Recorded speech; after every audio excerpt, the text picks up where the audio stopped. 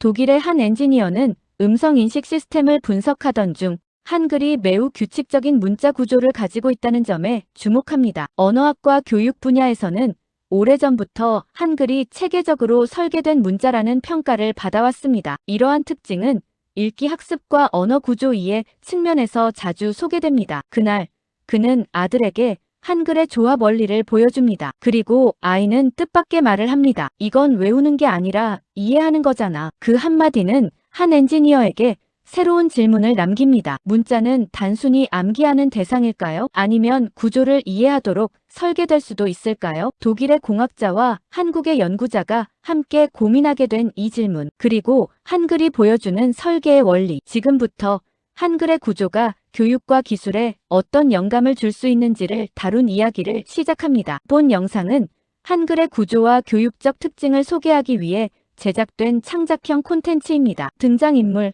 대사, 사건은 각색된 내용이며 특정 기관 기업 개인의 실제 발언이나 공식 입장을 의미하지 않습니다. 저는 그날 새벽 2시까지 모니터를 껐다 켰다를 반복했습니다. 뮌헨 시내 외곽, 자동차 부품 연구단지 12층 사무실이었죠. 형광등 한 개가 미세하게 깜빡이고 있었고 히터에서 나오는 건조한 공기가 모간을 긁었습니다. 저는 클라우스 밀러입니다. 독일 프리미엄 자동차 그룹의 음성 제어 시스템 선임 연구원이고 올해로 이 일을 한 지 12해가 됐습니다. 화면에 수치가 떴습니다. 독일어 음성 인식 정확도 91.3%, 영어 93.1%, 그리고 한국어 97.8%. 저는 숫자를 3번 다시 확인했습니다. 오류가 없었습니다. 우리 팀이 맡은 프로젝트는 차량 탑재 음성 인터페이스 개선이었습니다. 독일어, 영어, 프랑스어, 일본어, 한국어 5개 언어를 동시에 처리할 수 있는 신형 모듈을 설계하는 작업이었죠. 예산은 충분했고 인력도 갖춰져 있었습니다. 문제없이 끝날 거라 생각했습니다. 한국어 데이터가 이상하게 깔끔해. 너무 규칙적이야. 혹시 샘플 오염된 거 아니야? 저도 처음엔 같은 생각이었습니다. 노이즈가 지나치게 적었고 음절 단위 패턴이 예상보다 훨씬 일관됐습니다. 데이터 품질 자체가 아니라 언어 구조에서 오는 특성이라고는 상상도 못했습니다. 데이터 문제겠지. 표본이 작아서 그렇다. 더 넓혀보면 무너질 거야. 표본을 3배로 늘렸습니다. 결과는 바뀌지 않았습니다. 한국어 음성 인식 정확도는 다른 언어보다 일관되게 높게 나왔습니다. 오차 범위 내에서도 꺾이지 않았죠. 저는 그때 처음으로 한글이라는 문자 체계를 검색했습니다. 자판 몇 번을 두드리고 화면을 바라봤습니다. 자음 19개, 모음 21개, 그리고 이 2가지가 일정한 위치 규칙에 따라 결합해 하나의 글자를 만드는 방식이었습니다. 이건 알파벳이 아니다. 이건 조립 규칙이 있는 시스템이야. 새벽 3시 30분. 저는 의자 등받이에 몸을 기댔습니다. 천장이 보였습니다. 히터 소리만 낮게 깔렸죠. 머릿속에서 뭔가가 천천히 자리를 잡고 있었습니다. 기계가 언어를 읽는 방식과 인간이 언어를 읽는 방식이 만나는 지점. 저는 그걸 지금껏 한 번도 진지하게 생각해 본 적이 없었습니다. 독일 공학자로서 저는 언어를 입력값으로만 다뤄왔습니다. 그런데 한국어 데이터를 들여다볼수록 이 언어는 입력값이 아니라 설계도처럼 느껴졌습니다. 규칙이 너무 정교했습니다. 예외가 거의 없었습니다. 독일어를 12년간 다룬 저도 이런 구조를 본 적이 없었습니다. 다음날 아침, 저는 팀장 안나 프라이에게 보고서를 냈습니다. 한국어 음성 처리 성능에 대한 정밀 분석이 필요하다는 내용이었죠. 안나는 보고서를 한번 훑고는 내려놓았습니다. 클라우스, 우리 마감이 6주 남았어. 한국어 연구에 시간 쓸 여유 없어. 그건 부차적인 이슈야. 부차적이지 않을 수도 있습니다. 이 차이가 우리 시스템 설계 전체에 영향을 줄 수 있어요. 안나는 대답 없이 회의실을 나갔습니다. 저는 자리로 돌아와 화면을 다시 켰습니다. 한글 자모 분석 자료를 열었습니다. 그 순간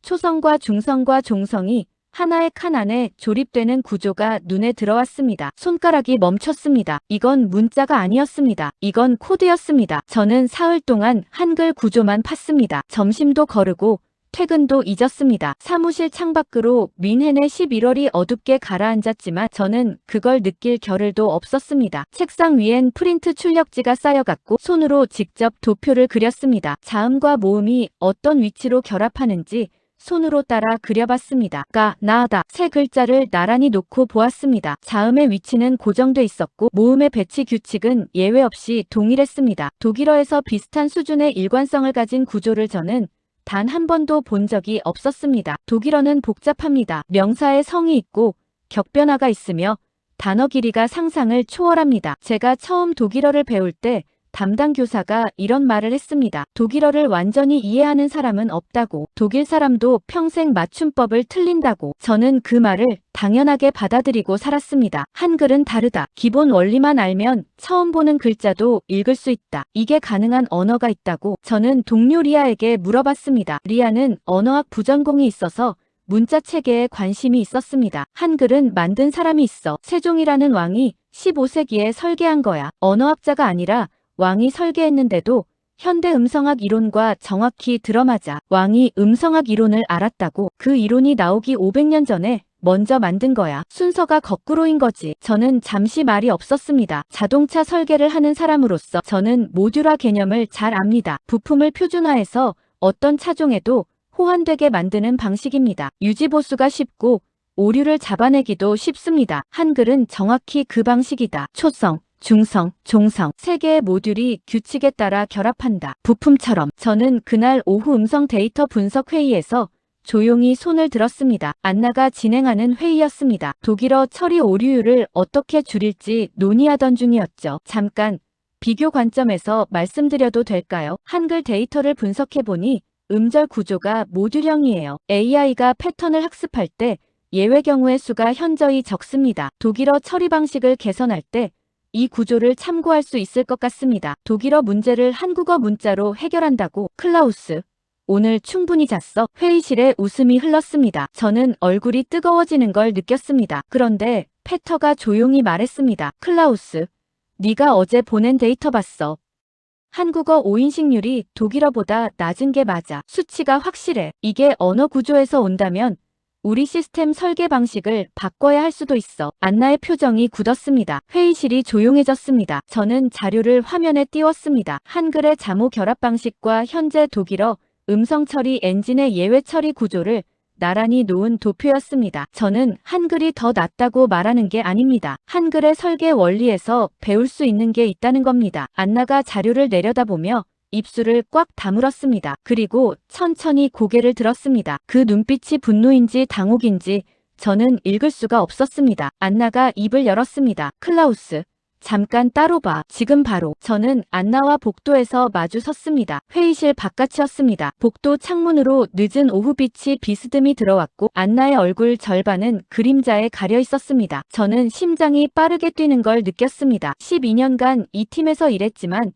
안나에게 공개적으로 반기를 든 건 오늘이 처음이었습니다. 클라우스, 나는 네 연구를 막는 게 아니야.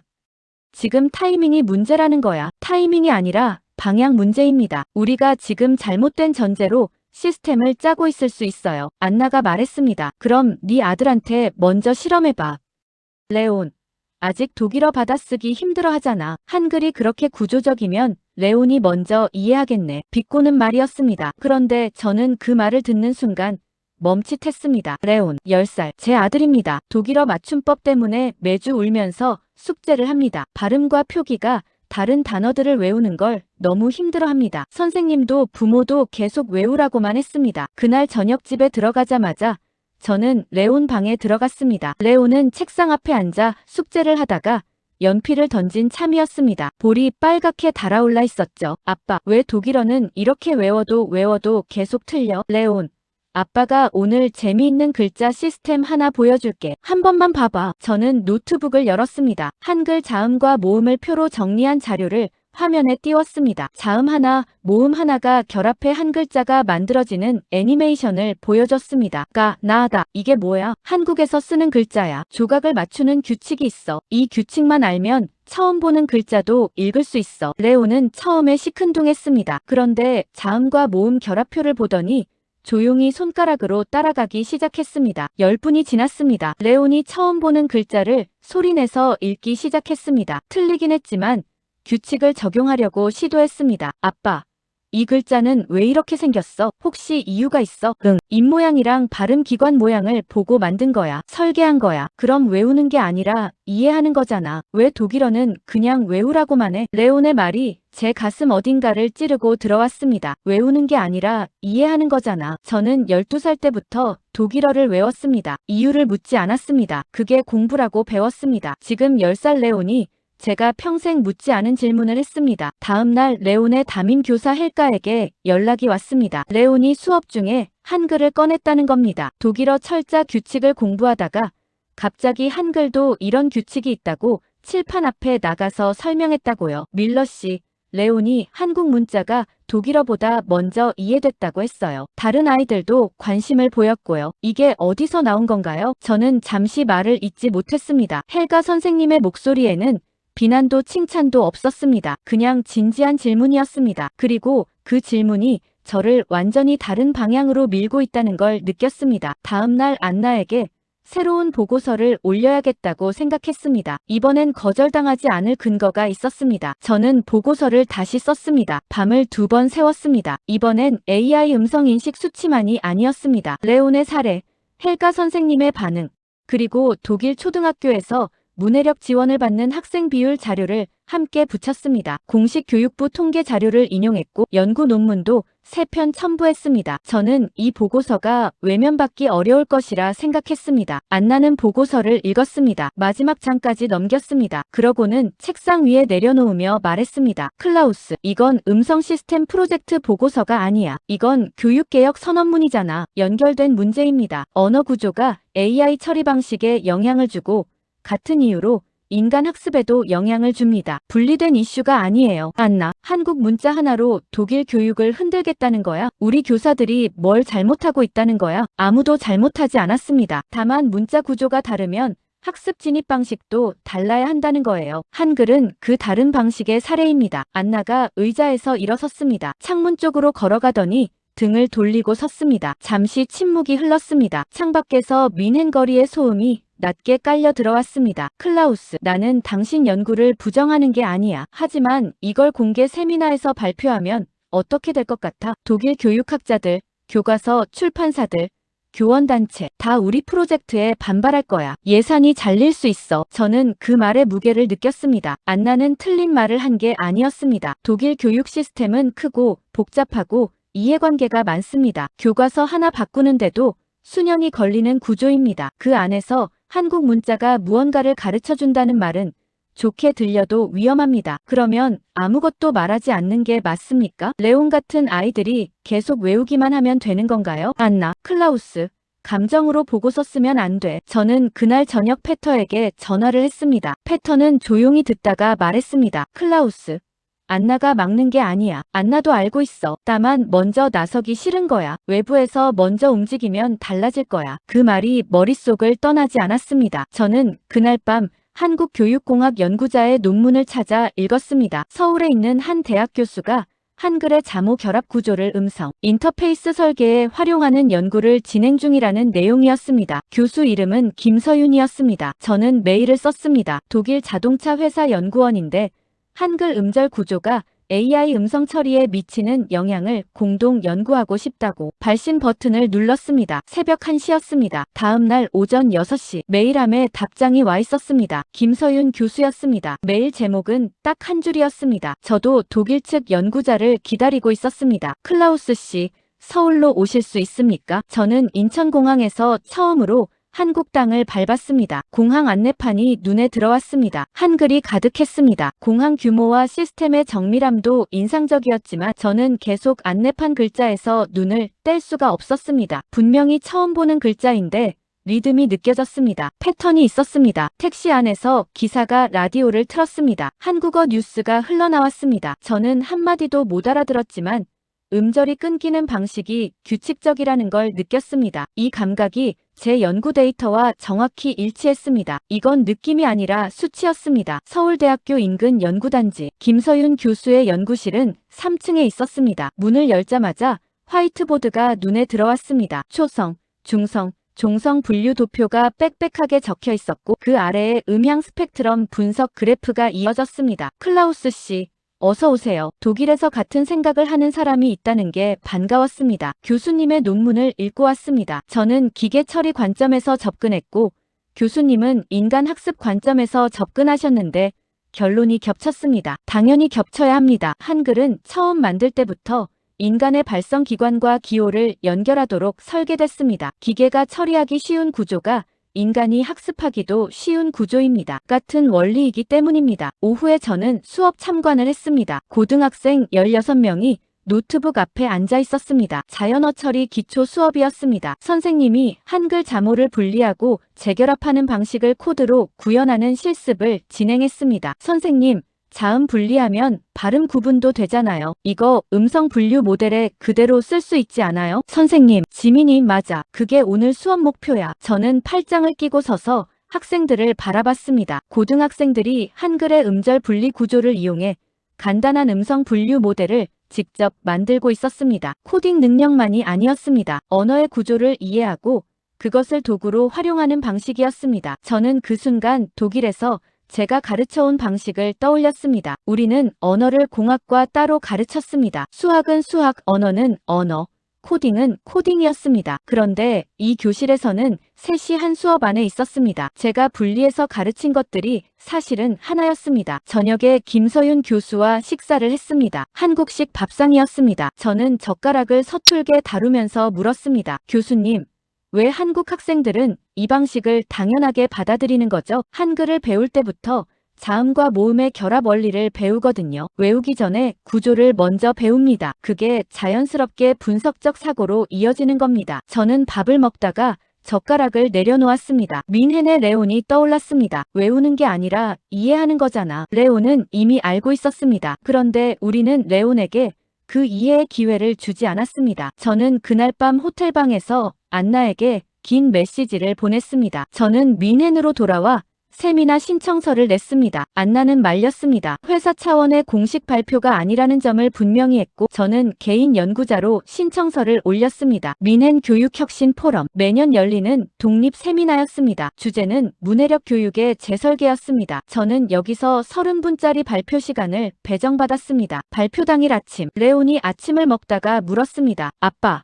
나도 가도 돼? 저는 잠시 생각했습니다. 레온은 10살이었습니다. 어른들 세미나에서 이 아이가 무엇을 할 수 있을지 알 수 없었습니다. 그러나 저는 고개를 끄덕였습니다. 세미나 홀에는 교육학 연구자, 초등학교 교사, 교과서, 출판사 관계자들이 앉아 있었습니다. 약 70명. 분위기는 무거웠습니다. 저는 화면에 슬라이드를 띄우고 발표를 시작했습니다. AI 음성인식 데이터 수치, 한글 자모 구조 도표, 독일 문해력 지원 학생 통계. 저는 한글이 더 좋은 문자라고 주장하는 게 아닙니다. 한글을 설계한 방식, 즉 원리를 먼저 만들고 기호를 거기에 맞춘 방식이 교육에서도 동일하게 적용될 수 있다는 점을 말씀드리는 겁니다. 청중은 조용했습니다. 차갑지는 않았지만 따뜻하지도 않았습니다. 저는 말을 이어가면서 레온의 반응을 소개했습니다. 그때 뒷좌석에서 손이 올라왔습니다. 교과서 출판사 관계자였습니다. 밀러 씨, 독일어가 그렇게 배우기 어렵다면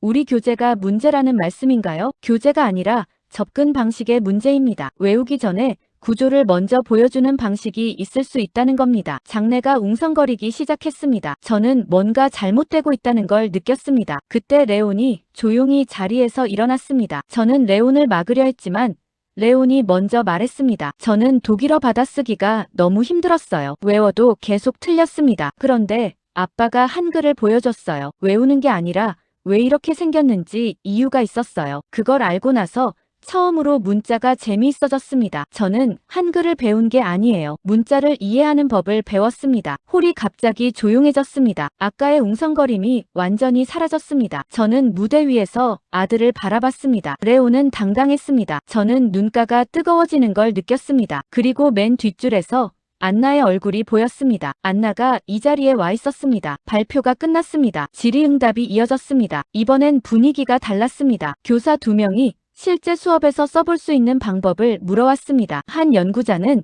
비슷한 방향의 논문을 진행 중이라고 했습니다. 세미나가 끝난 후 안나가 복도에서 저를 기다리고 있었습니다. 레온이 제 손을 잡고 걸어가다가 안나를 보고 발을 멈췄습니다. 안나는 레온을 내려다보다가 저를 올려다봤습니다. 그리고 입을 열었습니다. 클라우스, 다음 주 회사 회의에 이 내용 올려. 내가 자리 만들게. 저는 안나의 눈을 바라봤습니다. 그 눈빛이 무언가 달라져 있었습니다. 저는 그날 밤 집에 들어오자마자 노트북을 열었습니다. 레오는 소파에서 잠들어 있었습니다. 세미나에서 긴장했는지 집에 오자마자 쓰러졌습니다. 저는 담요를 덮어주고 책상 앞에 앉았습니다. 안나가 자리를 만들어주겠다고 했습니다. 이제 실제로 뭔가를 만들어야 했습니다. 빈 문서를 열었습니다. 커서가 깜빡였습니다. 저는 첫 문장을 어떻게 써야 할지 오래 생각했습니다. 그리고 천천히 타이핑했습니다. 한글은 감성의 문자가 아니라 인간 발음을 위한 공학적 인터페이스다. 손가락이 멈췄습니다. 이 문장이 맞는지 확신이 없었습니다. 아니, 확신은 있었습니다. 다만 이 문장을 공식 보고서 첫 줄에 쓴다는 것이 두려웠습니다. 저는 며칠에 걸쳐 프로토타입을 만들었습니다. 교육용 시각화 프로그램이었습니다. 화면에 자음 블록과 모음 블록이 따로 표시되고 사용자가 하나씩 선택하면 실시간으로 한 글자가 조립되는 구조였습니다. 동시에 해당 글자의 발음이 음향 스펙트럼으로 표시됩니다. 이건 한글을 가르치는 프로그램이 아니다. 소리와 기호가 어떻게 연결되는지 보여주는 도구다. 패터에게 먼저 보여줬습니다. 패터는 화면을 조작하다가 잠시 멈췄습니다. 클라우스, 이거 AI 음성 처리 모듈에 바로 연결할 수 있겠는데. 학습용이기도 하고 데이터 레이블링 도구로도 쓸 수 있어. 그게 목표야. 인간이 이해하는 방식과 기계가 처리하는 방식을 같은 원리로 묶는 거야. 회사 내부 발표 날이 됐습니다. 안나가 마련한 자리였습니다. 참석자는 음성 시스템 팀 전체와 교육연구협력부서 담당자들이었습니다. 저는 10분짜리 발표를 준비했습니다. 군더더기를 전부 쳐냈습니다. 발표가 끝나고 잠시 침묵이 흘렀습니다. 그때 안나가 입을 열었습니다. 클라우스의 프로그램을 교육 실험 과제로 공식 포함시키자고 제안합니다. 교육협력부서와 연계해서 파일럿 학교 2곳을 먼저 선정하고요. 저는 안나의 말을 듣는 순간 몇 주 전 복도에서 안나가 제게 했던 말들이 떠올랐습니다. 이 사람은 반대한 게 아니었습니다. 준비가 안 됐을 때 섣불리 나서지 않은 거였습니다. 그날 저녁 김서윤 교수에게 메시지를 보냈습니다. 교수님, 독일에서 파일럿이 시작됩니다. 교수님 연구팀과 데이터 공유 가능할까요? 답장은 빠르게 왔습니다. 기다리고 있었습니다. 클라우스 씨, 이제 진짜 시작이네요. 그날 밤 레온이 제 방에 들어왔습니다. 손에 종이를 들고 있었습니다. 직접 만든 발표 자료라고 했습니다. 표지에 제목이 적혀 있었습니다. 문자는 외우는 것이 아니라 이해하는 것이다. 레온이 제 눈을 똑바로 바라봤습니다. 아빠, 나 이거 학교에서 발표해도 돼? 저는 손이 떨렸습니다. 저는 열흘 뒤 뮌헨 교육위원회 회의실에 서 있었습니다. 안나와 나란히 섰습니다. 교육위원회 담당자 5명이 테이블 건너편에 앉아 있었습니다. 파일럿 학교 선정심의 자리였습니다. 저는 세미나 때보다 덜 떨렸습니다. 이유는 몰랐지만 이 자리에 오기까지의 과정이 이미 충분한 검증이었다는 걸 느꼈습니다. 심의가 끝나갈 무렵 교육위원 한 명이 물었습니다. 밀러 씨, 이 프로그램이 독일 아이들에게 한국어를 가르치는 겁니까? 아니면 한국 문자를 이용해서 뭔가를 가르치는 겁니까? 방안이 조용해졌습니다. 저는 잠시 숨을 고른 뒤 입을 열었습니다. 한국어를 가르치는 게 아닙니다. 한글의 설계 원리, 즉 소리와 기호와 구조를 연결하는 방식을 도구로 사용합니다. 아이들이 문자를 대하는 방식, 언어를 이해하는 방식 자체를 바꾸는 것이 목표입니다. 결국 사고방식 교육이군요. 네, 정확히 그렇습니다. 파일럿이 승인됐습니다. 며칠 뒤 열린 교육회의 마지막 날, 안나가 발언대에 섰습니다. 클라우스의 프로젝트 경과 발표가 끝난 직후였습니다. 안나는 메모를 보지 않고 말했습니다. 저는 처음에 이 연구를 막았습니다. 타이밍이 아니라고 생각했고 위험 부담이 크다고 봤습니다. 제가 틀렸습니다. 우리가 배워야 할 것은 한국어가 아닙니다. 한국이 문자를 설계한 방식입니다. 그리고 그 방식이 결국 AI와 교육의 접점에서 다시 살아나고 있습니다. 저는 그 말을 들으면서 레온의 발표 자료가 떠올랐습니다. 문자는 외우는 것이 아니라 이해하는 것이다. 10살 아이가 쓴 제목이 교육위원회 회의실과 기업 회의실을 거쳐 공식 파일럿의 방향이 됐습니다. 누군가는 이걸 한국의 승리라고 부를 수 있습니다. 저는 그것보다 더 크고 조용한 무언가라고 생각합니다. 몇 달 뒤, 저는 다시 서울을 방문했습니다. 김서윤 교수와 공동 논문을 제출하기 위해서였습니다. 인천공항 안내판을 보면서 저는 이번엔 조금 읽을 수 있었습니다. 완전히는 아니었지만 규칙이 보였습니다. 한글은 아름다운 문자입니다. 그러나 저에게 더 중요한 것은 한글이 왜 아름다운가 하는 이유입니다. 인간의 소리를 기호로 바꾸고 그 기호를 규칙으로 조립하고 그 규칙을 누구나 배울 수 있게 설계한 것. 이것은 단순한 문자 발명이 아닙니다. 이건 커뮤니케이션 시스템 설계입니다. 독일이 기계를 설계했다면 한국은 인간의 소리를 설계했습니다. 저는 한국어를 배우러 서울에 간 게 아니었습니다. 그런데 돌아올 때는 완전히 다른 방식으로 언어를 보게 됐습니다. 레온이 학교 발표를 마치고 집에 돌아왔습니다. 손에 쪽지 하나를 들고 있었습니다. 친구가 써준 거라고 했습니다. 종이를 펼쳐보니